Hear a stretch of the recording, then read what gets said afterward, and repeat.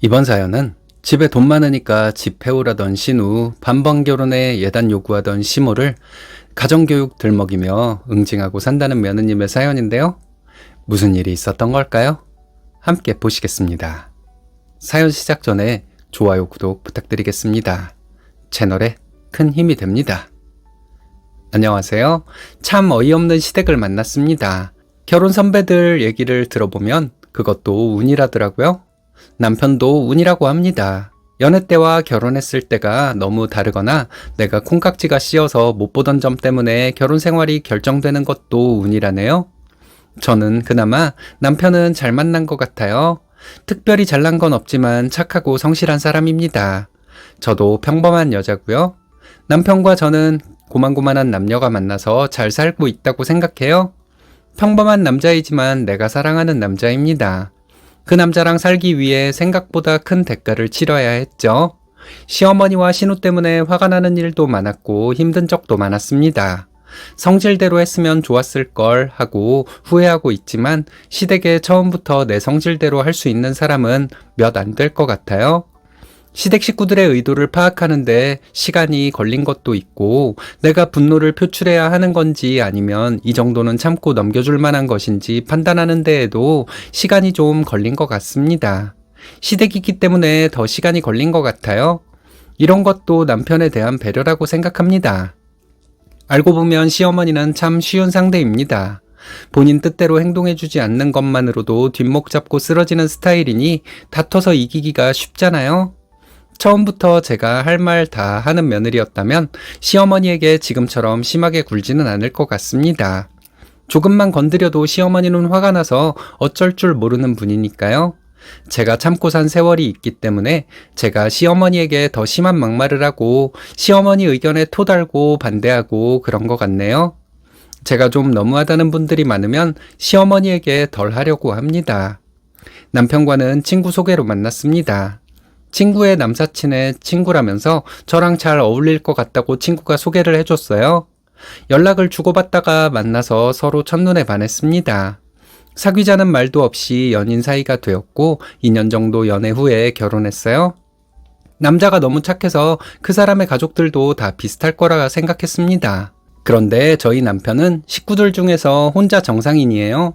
저희 결혼에 대한 얘기를 할 때 신우가 놀라운 발언을 했습니다. 새언니네 부모님 돈 많으니까 집 해달라고 해요.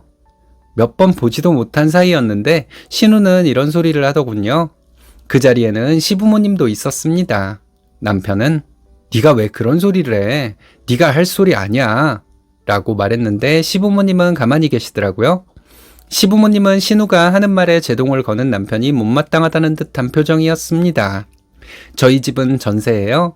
양가 부모님의 지원으로 아파트 전세에 살고 있습니다. 결혼할 때 이 정도 지원받은 것도 감사한 일이라 생각합니다. 지원도 못 받고 모아놓은 돈도 많지 않아서 결혼 자체를 못하고 있는 커플도 주변에 있으니까요. 결혼 전 각자 모은 돈을 합쳐 혼수를 마련했습니다. 그런 상황에서 시어머니는 예단은 안 해도 된다고 말씀하시더라고요. 예단은 생각도 하지 않고 있었습니다. 사실 저는 예단이 뭔지도 잘 모르고 있었고요. 시어머니는 예단은 하지 않아도 된다고 선심 쓰듯이 말씀하셨습니다. 지나고 나서 보니 기분 나쁘더라고요. 시어머니가 저 얘기를 한 날 남편이 저를 집에 데려다 주는 길에 사과하더라고요. 엄마가 생각 없이 말하는 게 심해. 미안해. 이 얘기로 시작해서 예단이 어떤 건지 설명해 주었습니다. 그리고 반반 결혼을 하는데 예단은 말도 안 되는 것이라는 것도 설명해 주었어요. 생각해보니까 시어머니 말씀이 살짝 기분 나빴습니다. 남편이 얘기해 주더라고요. 자기 엄마 때문에 자기도 많이 힘들었다고요. 당신 뜻대로 안 되는 일이 있으면 뒤로 넘어가는 분이고 온몸이 아픈 사람이었다고 합니다. 그래서 가족들이 어머니 눈치를 봤대요. 그런데 이상한 건 신우는 제멋대로 행동해도 시어머니가 뭐라고 하지 않는다는 것이었어요. 오히려 시어머니가 신우 비위를 맞춰준다고 하더라고요. 남편은 어렸을 때 친구 엄마들도 자기 엄마 같은 줄 알았다고 합니다. 그런데 크면서 그렇지 않다는 것을 알게 되었대요. 그래서 남편은 저희 엄마를 엄청 좋아합니다. 저희 남편이 객관적으로 봐도 키도 크고 잘생겼거든요. 저희 엄마가 저희 남편을 보면 잘생겼다, 예쁘다 하는 말을 자주 하세요. 그런 칭찬을 엄마 같은 사람에게 들어서 너무 좋다고 합니다. 시어머니가 예단 안 해도 된다고 인심 쓰듯이 말씀하시고는 결혼식이 다가오니까 이런 말씀을 하셨어요. 예단을 안 하는 대신에 집 도배하고 그런 건 너네 부모님이 해주시는 거지? 하고 물으셨어요. 저는 아니요. 깨끗해서 도배랑 장판만 새로 하기로 했어요. 저희 가지고 있는 돈으로 해도 돼요. 이렇게 말했습니다. 시어머니는 너네 엄마는 그런 예의도 모른다니? 이 말에 머리가 띵 했네요. 시어머니 말씀은 저희 엄마가 예단을 하지 않는 대신에 그 돈으로 신혼집 인테리어 정도는 해줘야 한다는 말이었어요. 그런데 저희 엄마가 그런 생각을 하지 않고 있으니 염치가 없다는 식으로 말씀하신 거죠. 그 말 듣고 남편이 시어머니에게 엄청 화를 냈습니다. 예단은 남자 집에서 집을 해줄 때 여자 쪽에서 하는 건데 무슨 말도 안 되는 소리를 하시냐고 했거든요. 시어머니는 남편이 벌써부터 자기 마누라 편든다고 소리까지 지르셨고 신우는 자기 엄마 편들었어요. 시아버지는 그 자리 피해버리시고요. 시어머니는 며칠 알아누우셨다고 합니다. 아들 키워봐야 소용없다고 한탄만 하시면서 식음을 전폐했다고 해요.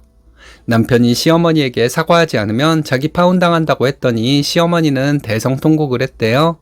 아들이 마누라 편들고 엄마를 무시한다고요. 이런 우여곡절을 겪으면서도 남편과 결혼하는 것을 다시 생각해보거나 하지는 않았어요. 시어머니가 말이 안 통하는 사람이고 말도 안 되는 말씀을 강한 어조로 잘도 하시는 분이지만 남편이 시어머니에게 할 말은 해줬기 때문에 그거 믿고 결혼했나 봅니다. 근데 사촌 언니 얘기 들어보니까 이것도 제가 운이 좋은 거래요. 남편이 결혼 전에는 제 편을 드는 척 하다가 결혼하고 자기 엄마 편으로 돌아서 버리는 경우도 많다고요. 생각해보니 그런 것도 같네요. 친정엄마가 음식을 잘하는 편이에요. 그래서 저희 남편은 처가에서 밥 먹는 것을 좋아합니다. 저희 엄마가 한 음식 중에서 남편이 제육볶음을 가장 좋아하거든요. 제가 저희 엄마가 하는 제육볶음을 비슷하게 흉내를 내요.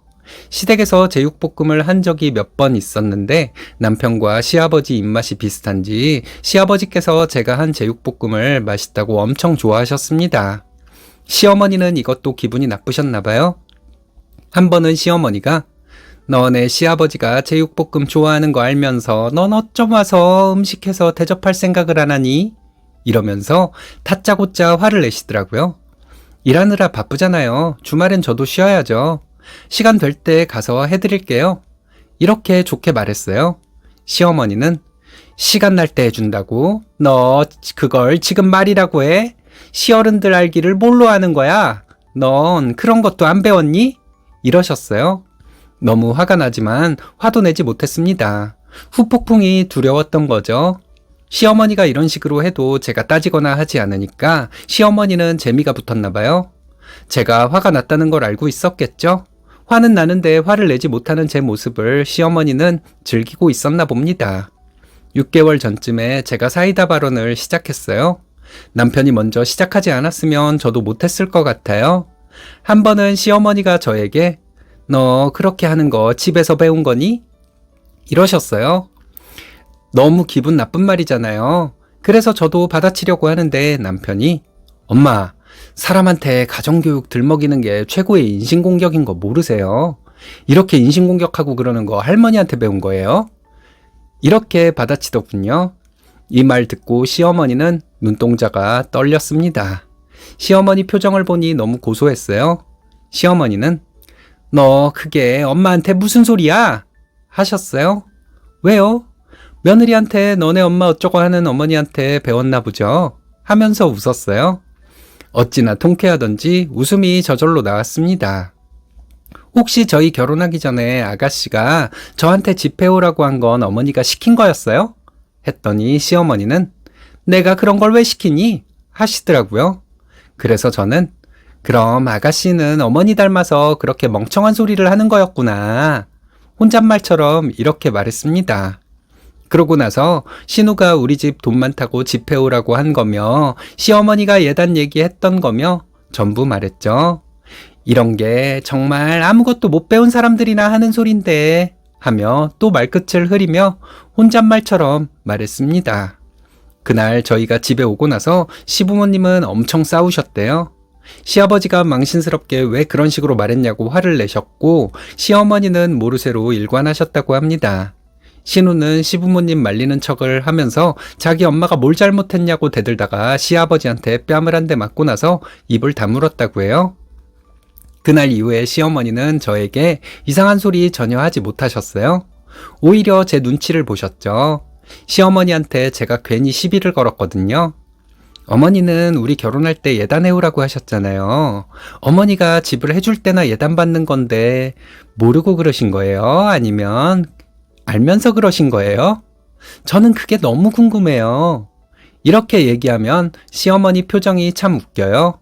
시어머니는 이런 얘기가 나오면 계속 못 들은 척을 합니다. 그럼 저는 더 신나게 그 얘기를 들먹여요.